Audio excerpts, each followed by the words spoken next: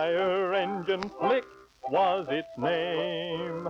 They wouldn't let it fight a fire, isn't that a shame? You see, Flick looked just like any other fire engine, with plenty of wheels, hoses, and ladders, a bell, even a siren, only much smaller because Flick was still a child engine.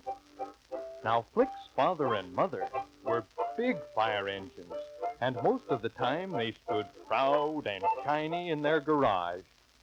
Flick's place was back in a little corner, and sometimes, when all was quiet, Flick would say to one of the big engines, "Oh, Daddy, may I go with you the next time and help you fight fires? May I, please?" No, little Flick.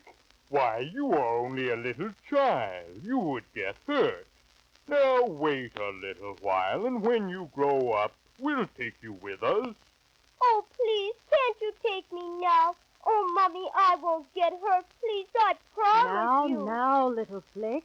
I know you want to help, and that's very nice of you. But Father is right.